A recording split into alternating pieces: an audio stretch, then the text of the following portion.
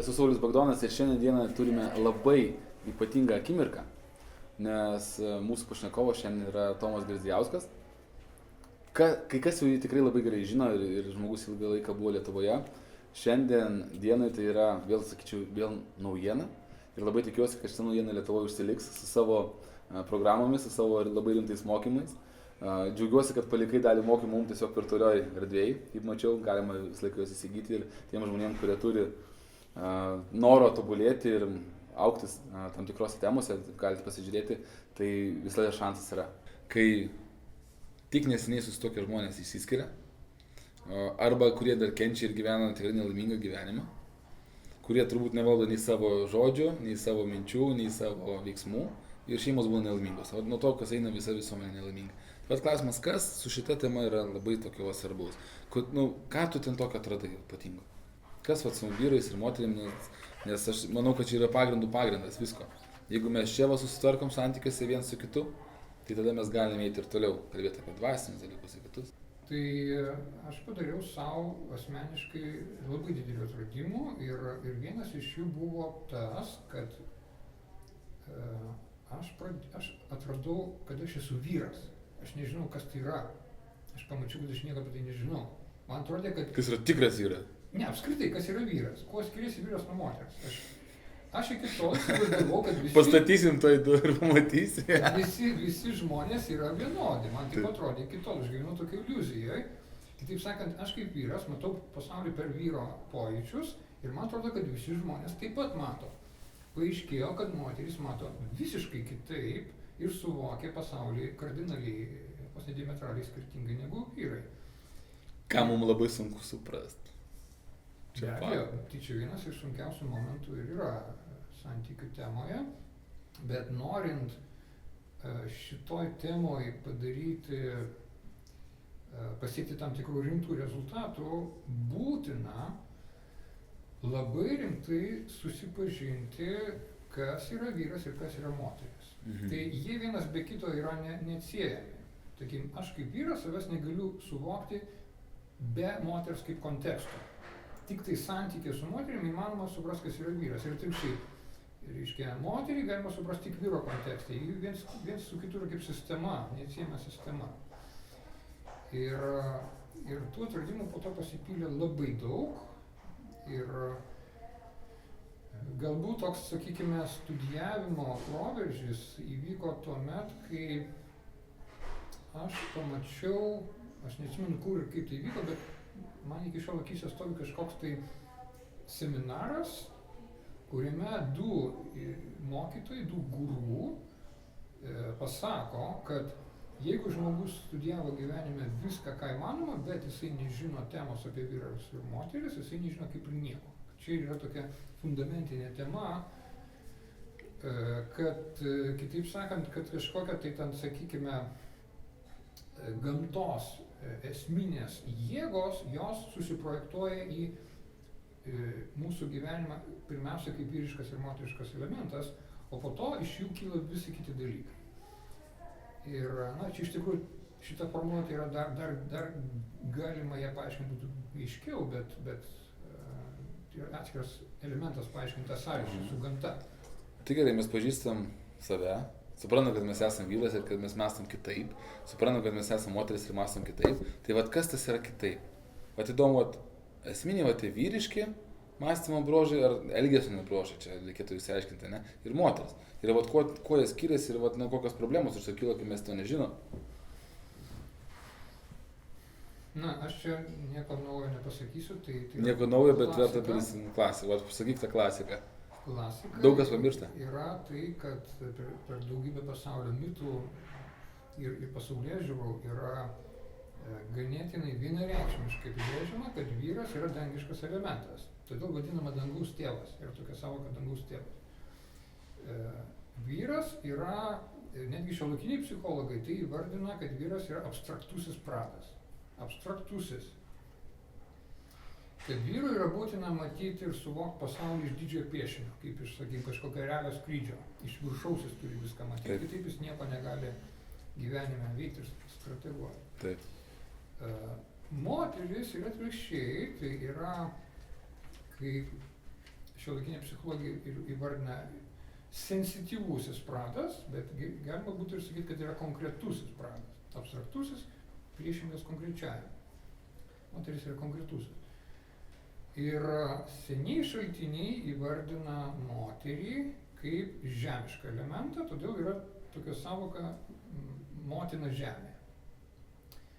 Ir pačios moteris, jas klausinėti, irgi suvokia save būtent taip. Jas netgi reiškia priekaištą tam tikrą vyrui, neva tai jisai atitrūkęs nuo žemės ir jisai gyvena kažkur kosmose, kažkur padangėse. Jo, skajoja, nesąmonės galvoja. Tai taip ir yra, taip ir turi būti, tai yra tikras teisingas vyras, taip ir turi elgtis.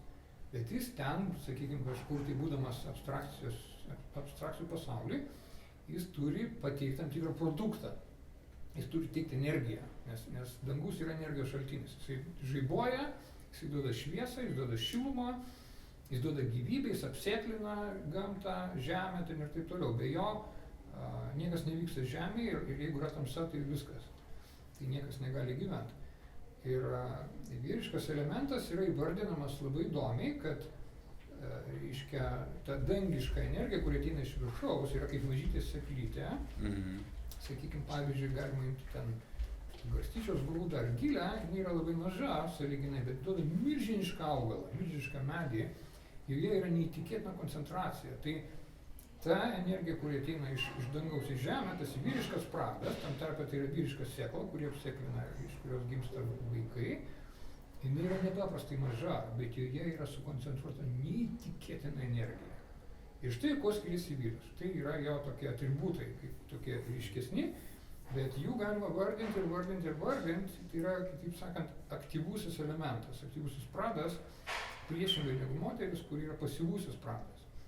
Ir tas, kas vyksta tarp jų visą gyvenimą, tai yra pats įdomiausias, koks tik tai gali būti visatoje kosminis žaidimas. Ir tą žaidimą reikia perprast, panašiai kaip, sakykime, krepšinio taisyklės yra 50 taisyklių, jis reikia išmokti ir žaisti pagal taisyklės. Jeigu kažkas nepaiso taisyklių, kyla didžiulės problemos.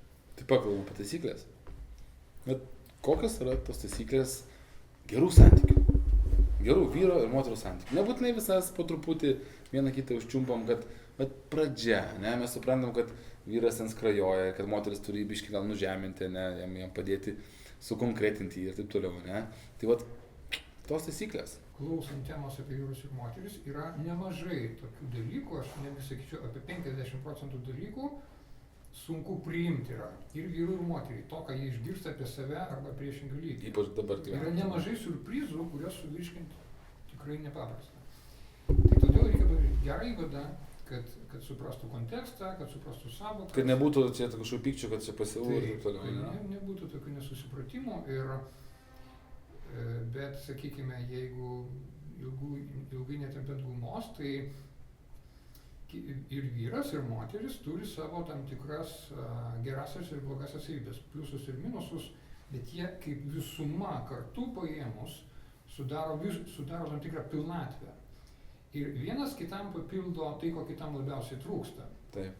Ta pusė, kuri pas moterį silpnoji, vyras ją užpildo. Ta pusė, kur pas vyrą silpnoji, moteris ją užpildo. Ir tada jie patiria malonumą, yra apykaita energijos ir kad moteris yra pasyvusis elementas, nežinau kaip lietuviškai, lietuvių savokom, lietuvių kalboje kaip tai išverst, bet tai yra žinoma iš daugybės tam tikrų faktų ar reiškinių, vien, tarkim, iš to elemento, kaip vyksta aplaisinimas. Jau vien iš to veiksmo viskas aišku ir toliau nėra ką toliau komentuoti, nes čia yra pats svarbiausias gyvybės pradėjimo momentas. Moteris priima, vyras duoda. Moteris priima, vyras duoda ir aktyviai reiškiasi vyras. Pačių santykių pradžia kaip tokia, pažinčių dėsniuose taip pat, vyras yra aktyvusis elementas, kuris turi užkariauti. Turi užkariauti, moteris laukia. Tikisi, vylėsi ten. Nors pati rodo signaliukas. Bet jinai daro tam tikrus viliojimo veiksmus, kurie nėra aktyvus, yra pasyvus įtraukiantis.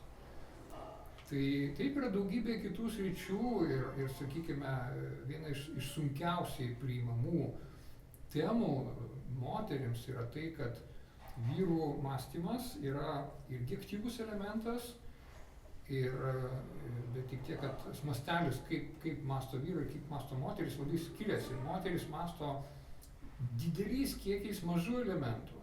Daug vienu metu netgi gali. Ne? Bet nedidelių. O vyrai masto labai dideliais elementais, bet lietai. Ir mažai tų elementų. Ir todėl sudaro įspūdis, kad vyrai masto lietai. O iš tikrųjų jie medžioja didžiulius banginius ir didžiulius bizonus to savo mąstymo metu. Visumo jie vienodai veikia, bet specializacija jų skirtinga. Tai sakykime, yra toks skirtumas, kad informacijos idėjų generavime akivaizdžiai vyrai pralenkia moterų mąstymą. Ir tai rodo, kad jų mąstymas yra visiškai kitokio pobūdžio, jis yra pasyvesnis, bet jis labiau valdo tos produktus, tas energijas ir tos rezultatus, kurie vyrai atneša. Jie nemoka tų produktų valdyti. Jie, sakykime, generuoja puikias idėjas, maketus, projektus, brėžinius, bet jie nemoka įgyvendinti. Ir tai yra daugybė įmonių atrandama, kad vieni palikti vyrai be moterų, jie stop mašina nieko negali daryti, jie negali įgyvendinti projektų, genialių idėjų negali įgyvendinti. Ateina moteris, iškart veiksmas prasideda. Moteris tuo tarpu negali sugeneruoti tų genialių idėjų kiekius besistengtų. Tai ne jų stiprioji pusė ir labai reta moteris gali būti kažkokiu tai vizijų generatorė ar ten... Retai būna, rečiau. Labai retai ir niekas to nesiginčia.